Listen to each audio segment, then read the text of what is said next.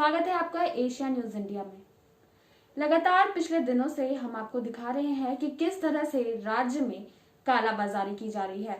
आपने हमारे पिछले वीडियो में देखा होगा पिछले रविवार को कि किस तरह से रिम्स के जो मेडिकल के छात्र हैं वो संक्रमितों के परिजन से रेमडेसिविर नामक इंजेक्शन की दलाली करते हैं या फिर यूं कहे कि कालाबाजारी कर रहे थे।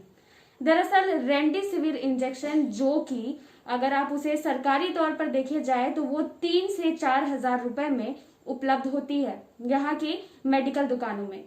लेकिन वो जो छात्र है, मेडिकल का जो छात्र था, वो संक्रमित के परिजनों से डिमांड कर रहा था कि अगर परिजन रेमडेसिविर का इंजेक्शन लेते हैं तो उन्हें 32,000 रुपए देने होंगे।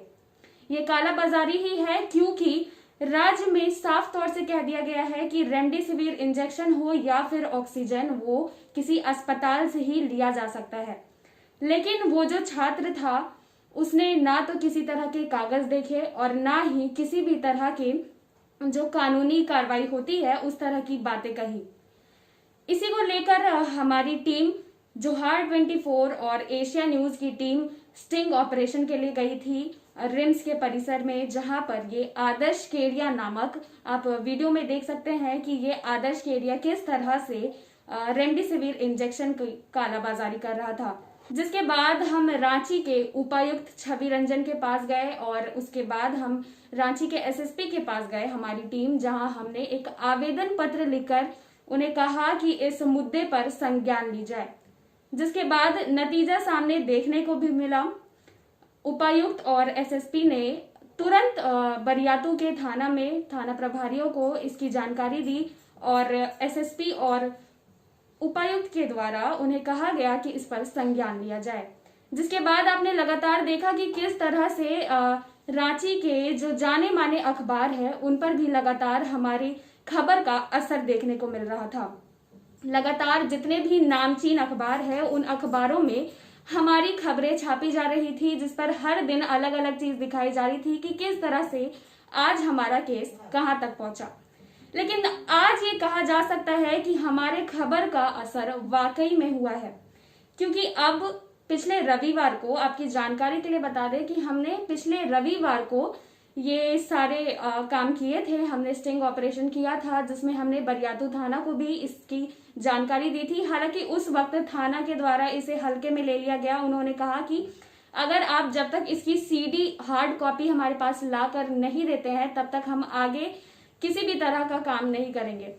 जिसके बाद हमने आपको बताया कि हम उपायुक्त के पास गए थे, एसएसपी के पास गए थे। उसके बाद रिम्स के भी जो डॉक्टर के प्रभारी है उनके तक ये बात पहुंची। उन्होंने भी जाकर बरियातू थाना में बात कहा कि ये हमारे जो रिम्स है, हमारी जो संस्थान है, हमारी संस्थान की बदनामी हो रही है, क्योंकि ये जो मेडिकल का छात्र है ये एमबीबीएस फाइनल ईयर का छात्र है जिसने ये सारे काम किए हैं। इस आदर्श केडिया के साथ एक और व्यक्ति था, आयुष कुमार। इन दोनों ही के खिलाफ अभी आपकी जानकारी के लिए बता दें कि कल इन दोनों के खिलाफ जो बरियातू थाना है वहां पर प्राथमिकी दर्ज करा दी गई है। इसका मतलब है कि अब जो है पुलिस संज्ञान में आई है और इस पर कार्रवाई कर रही है। आपकी जानकारी के लिए बता दें कि कल भी जोहार 24 और एशिया न्यूज की टीम बरियातू थाना गई। वहां जाकर उन्होंने लगभग 2 घंटे पदाधिकारियों के साथ बातचीत किया। उन्होंने सारी जानकारी दी कि इस तरह की घटना हुई थी, ये बात हुई थी। जिसके बाद एक प्राथमिकी दर्ज कराई गई आदर्श केडिया और आयुष कुमार के नाम पर, जिन पर कई तरह के धाराएं लगाई गई, जो कि 420 की थी, 18C। ये आप देखेंगे, अभी हम आपको तस्वीर दिखाएंगे जिसमें जिस तरह से प्राथमिकी दर्ज कराई गई है। आप देख सकते हैं कि अगर ये आपके लिए भी एक सबक है कि अगर कोई भी व्यक्ति इस तरह की कालाबाजारी कर रहा है या इसे बढ़ावा दे रहा है तो उसके साथ क्या होगा, ये आप हमारे चैनल के माध्यम से देख सकते हैं।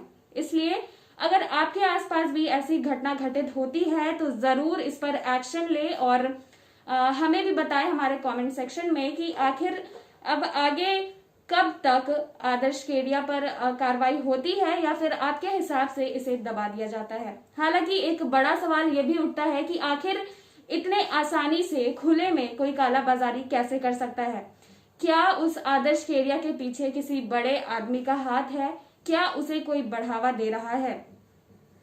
अगर आपको भी ऐसा लगता है तो हमारे कमेंट सेक्शन पर जरूर बताएं। बाकी की तमाम जानकारियों के लिए जुड़े रहे एशिया न्यूज इंडिया के साथ। रांची।